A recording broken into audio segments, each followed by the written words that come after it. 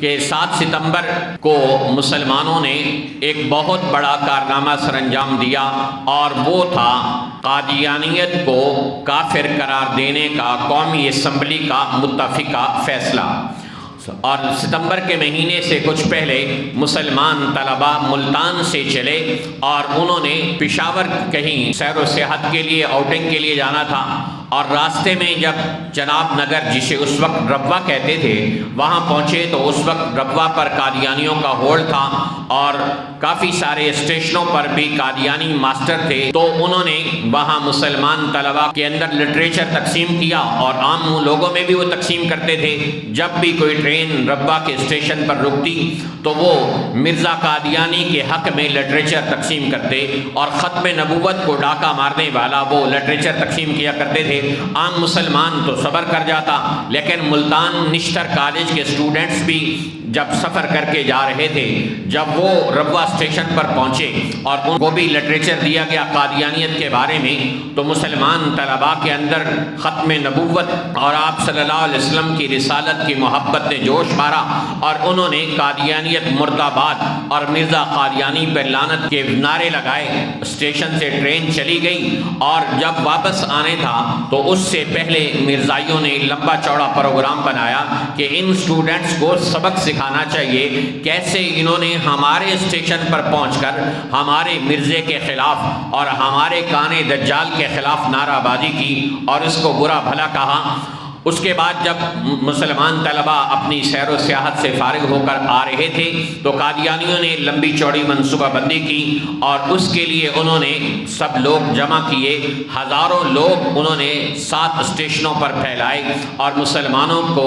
سبق سکھانے کے لیے بہت سارے ہتھیار، ہنٹر اور لاٹھیاں لے کر وہ جمع ہوئے۔ اور مسلمان جب ربوہ اسٹیشن پر نشتر کالج ملتان کے اسٹوڈنٹ پہنچے تو انہوں نے ان کو وہاں سے اتارا اور ان کے ساتھ ظلم و تشدد کا معاملہ کرنا شروع کیا، اور اس طرح وہ طلباء کو اسٹیشن سے نکال کر باہر ٹرین سے پھینکتے تھے، جس طرح بوریاں پلےدار اٹھا کر، مزدور کلی اٹھا کر باہر پھینکتا ہے، اور باہر اسٹیشن پر کھڑے ہوئے قادیانی مسلمان طلباء پر پل پڑتے، کسی کے ہاتھ میں ہنٹر، کسی کے ہاتھ میں لاٹھی اور کسی کے ہاتھ میں پائپ، اور یوں مسلمان طلباء کے ساتھ انہوں نے مار کر برا سلوک کر دیا۔ آگے پوچھ رہے ہیں بھئی ٹرین کیوں لیٹ ہے، تو قادیانی کہہ رہے ہیں کہ جی وہ تھوڑا سا انجن خراب ہے، اس وجہ سے تھوڑی دیر میں ٹرین چل جاتی ہے۔ 1 گھنٹہ ظلم و تشدد کا ہر حربہ انہوں نے مسلمان طلباء پہ آزمایا، اور فیصل آباد میں مولانا تاج محمود رحمۃ اللہ علیہ کو یہ اطلاع ملی، انہوں نے لوگوں کو جمع کیا اور ایس پی فیصل آباد کو بھی کہا کہ یہاں اس طرح مسلمان زخمی طلباء آ رہے ہیں اور ان کی فرسٹ ایڈ کے لیے ہمیں وہاں پہنچنا ہے۔ پولیس بھی پہنچی، طلباء بھی پہنچے، اور ختم نبوت کے زندہ باد کے نعرے فیصل آباد کے اسٹیشن پر گونجے، تو زخمی طلباء جن کے خون بہ رہے تھے، جو بے ہوش تھے، ان کو اٹھایا گیا اور ان کی مرہم پٹیاں کی گئیں۔ ان میں سے 10 طلباء لیٹ گئے جا کر ٹرین کے آگے، کا جب تک قادیانیوں کو کافر ڈکلیئر نہیں کیا جائے گا ہم اس ٹرین کے آگے سے نہیں اٹھیں گے، یا تو ٹرین ہمارے اوپر سے گزار دی جائے یا قادیانیوں کو کافر قرار دیا جائے۔ ایس پی نے رابطہ کیا، اور پنجاب کا وزیر اعلیٰ اس وقت حنیف رامے تھا اور گورنر پنجاب کھر صاحب تھے، تو ان لوگوں سے رابطہ کیا اور انہوں نے ٹال مٹول کی کوشش کی۔ ان کو ایس پی فیصل آباد نے بتایا کہ یہ معاملہ ٹلنے والا نہیں اور پورے ملک میں آگ لگ جائے گی۔ انہوں نے کہا کہ چلو ٹھیک ہے، قادیانیوں کو گرفتار کرو جنہوں نے ظلم کیا ہے، تو 2200 ظالم قادیانیوں کو گرفتار کیا گیا، اور اس کے بعد پورے ملک میں یہ آگ پھیل گئی اور تحریک اٹھی 1974 کی تاریخ جسے کہا جاتا ہے، اور اس کی قیادت محدث الاثر حضرت مولانا علامہ سید یوسف بن نوری رحمۃ اللہ علیہ نے کی، اور کراچی سے جب وہ چلنے لگے پورے ملک میں تحریک کی قیادت کے لیے، تو ایک اپنے بیگ کے اندر انہوں نے ایک سفید کپڑا کفن کا رکھ لیا اور اپنے ماننے والوں کو کہا کہ میں جا رہا ہوں، جب تک ختم نبوت کا مسئلہ حل نہیں ہوگا میں زندہ کراچی واپس نہیں آؤں گا۔ اور پھر پورے ملک کو مولانا سید محمد یوسف بن نوری رحمۃ اللہ علیہ نے ایک دہتا ہوا آگ کا انگارہ بنا دیا اور پورے ملک کے مسلمان ختم نبوت کے تحفظ کے لیے اور قادیانیوں کو کافر قرار دینے کے لیے اٹھ کھڑے ہوئے۔ ذوالفقار علی بھٹو اس وقت وزیر اعظم تھے اور انہوں نے ذہانت کا مظاہرہ کرتے ہوئے کہا کہ اس کو بجائے اس کے کہ ہم ویسے قادیانیوں کو کافر قرار دیں، اسمبلی میں لے کر آتے ہیں اور اسمبلی کھلے عام اس پر بحث کرے، اور اپنے پارٹی کے اراکین کو بھی کہا کہ تم پارٹی ڈسپلن کے پابند نہیں اور تم ان کے خلاف ووٹ دینے والے یا ان کے حق میں ووٹ دینے میں آزاد ہو۔ چنانچہ پوری قومی اسمبلی کو ایک کمیٹی قرار دیا گیا اور اس میں مسلمان بحث کرنے کے لیے اکٹھے ہوئے۔ تو مفتی محمود رحمۃ اللہ علیہ کو بھٹو نے بلایا اور انہوں نے فرمایا کہ ان سب کو ہم نبٹ لیں گے، لیکن اس کے لیے مرزا ناصر کو لایا جائے جو اس وقت قادیانیوں کا سربراہ تھا،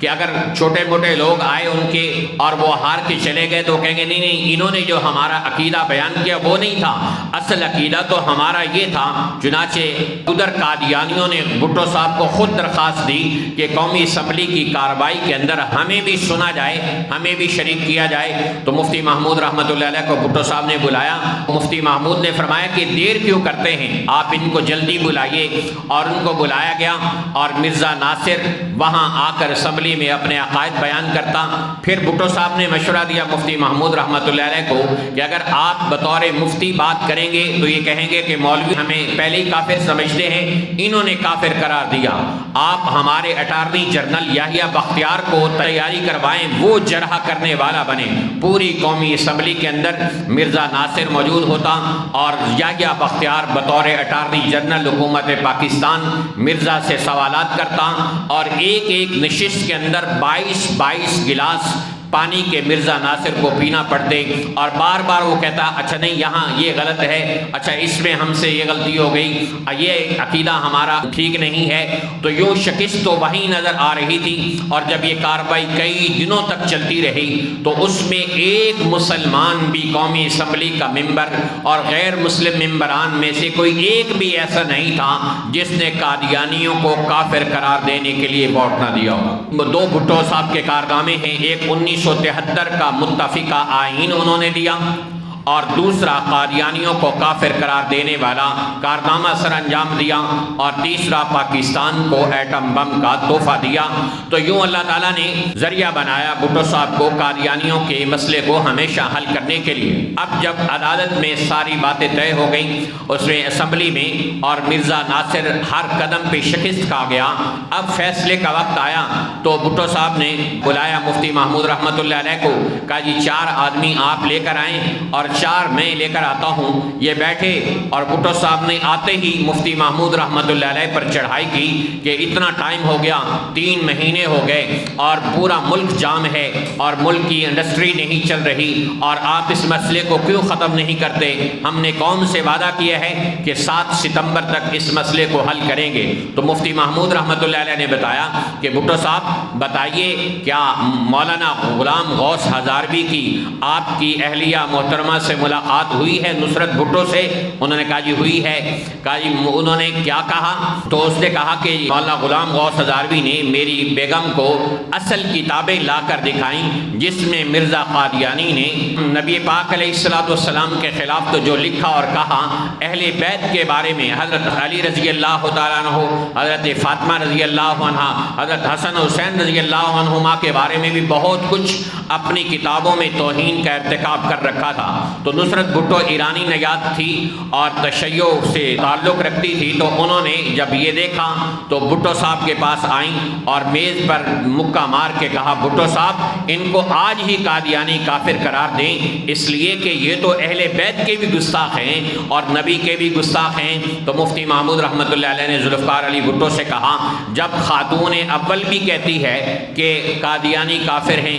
قومی اسمبلی بھی کہہ رہی ہے قادیانی کافر ہیں، ملک کا وزیر اعظم بھی کہہ رہا ہے کہ قادیانی کافر ہیں، تو پھر ذوالفقار علی بھٹو کیوں نہیں لکھتا کہ قادیانی کافر ہیں؟ تو اس پر ذوالفقار علی بھٹو نے اپنے ہاتھ سے اس فیصلے پر دستخط کیے، اور وہ قلم پھر بعد میں ہزاروں ڈالر میں بکتا رہا۔ تو مفتی محمود رحمۃ اللہ علیہ اور دیگر ختم نبوت کے مجاہدین اور محافظین اور مبلغین کی کاوشوں سے اللہ تعالیٰ نے یہ کارنامہ بھٹو صاحب کے ہاتھوں سر انجام دلوایا، اور بھٹو صاحب صاحب نے کہا کہ یہ میں دستخط جو کر رہا ہوں یہ اپنے ڈیتھ وارنٹ پر دستخط کر رہا ہوں، مجھے پتہ ہے کہ قادیانی اس کے بعد مجھے زندہ نہیں چھوڑیں گے، لیکن میں ختم نبوت کے لیے اپنی جان بھی قربان کرنے کے لیے تیار ہوں۔ چنانچہ وہ پھانسی پہ چڑھ گئے، لیکن یہ کارنامہ اپنے نامہ اعمال میں لکھوا کر چلے گئے۔ اللہ تعالی ہم سب کو ختم نبوت کی اہمیت کو سمجھنے کی توفیق عطا فرمائے۔ 6 ستمبر یوم دفاع پاکستان ہے اور 7 ستمبر یوم دفاع ختم نبوت ہے، تو اس لیے مسلمانوں کو اپنی اس تاریخ سے واقف رہنا چاہیے۔ گاہے گاہے بعض خاں این قصہ پارینہ را، اپنی اس تاریخ کو اپنی نیو جنریشن تک پہنچانا ہمارا فرض ہے کہ ان کو اندازہ ہو کہ ہمارے اکابر نے، ہمارے اسلاف نے، ہماری اسمبلی نے اور ہمارے سیاستدانوں نے متفقہ طور پر قادیانیوں کو غیر مسلم قرار دیا ہوا ہے، اور پھر یہ بات آئی کہ جی پاکستان کے آئین میں یہ لکھ دیتے ہیں کہ بس جو ختم نبوت کا منکر ہو وہ کافر ہے، اس کی جگہ مرزائیوں کا نام نہیں لکھتے ہیں کہ مرزا غلام محمد قادیانی کا ماننے والا کافر ہو۔ تو اس پر اٹارنی جنرل نے کہا کہ آئین میں کوئی نام نہیں ہے، لہذا مرزا قادیانی کا نام بھی نہیں آنا چاہیے۔ تو مفتی محمود رحمۃ اللہ علیہ نے فرمایا کہ قائد اعظم کا نام ہے آئین میں، یہ ہے کہ جب قائد اعظم کا نام ہے، علامہ اقبال کا نام ہے، تو پھر مرزا قادیانی کا نام بھی آ جائے گا تو اس سے کوئی فرق نہیں پڑے گا۔ پھر مولانا کوثر نیازی نے کہا کہ مولانا چھوڑیے، مرزا قادیانی جیسا ملعون اور بدبخت آدمی، اس کا نام آپ پاکستان کے مقدس آئین میں ڈلوانا چاہتے ہیں، یہ چھوڑ دیں آپ۔ تو مفتی محمود رحمۃ اللہ علیہ نے کہا کائنات کی سب سے مقدس کتاب اللہ کا قرآن ہے، اس میں حامان، شداد، فرعون، نمرود کا نام موجود ہے، تو پاکستان کے آئین میں مرزا غلام محمد قادیانی کا نام نہیں آ سکتا۔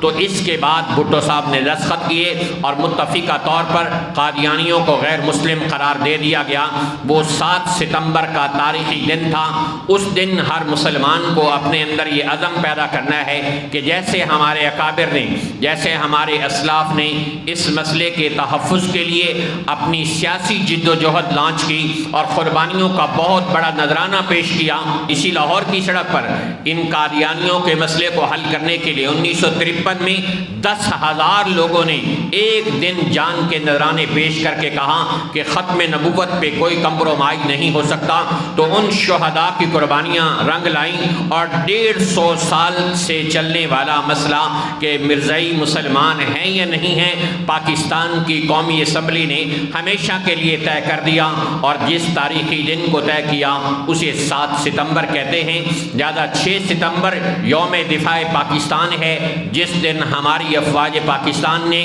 ملک کی جغرافیائی سرحدوں کی حفاظت کا فریضہ سر انجام دیا، اور 7 ستمبر یوم دفاع ختم نبوت ہے، جس دن پاکستان کے رہنے والوں نے اور قومی اسمبلی کے ممبران نے اور حکومت وقت نے دفاع ختم نبوت کا فریضہ سر انجام دیا۔ اللہ تعالیٰ سے دعا ہے کہ اللہ وطن عزیز پاکستان کے چپے چپے کی بھی حفاظت کرنے کی ہمیں توفیق عطا فرمائے، اور ختم نبوت کے تحفظ کے لیے بھی تن من دھن لگا کر اس کا تحفظ کرنے کی، دفاع کرنے کی توفیق عطا فرمائے۔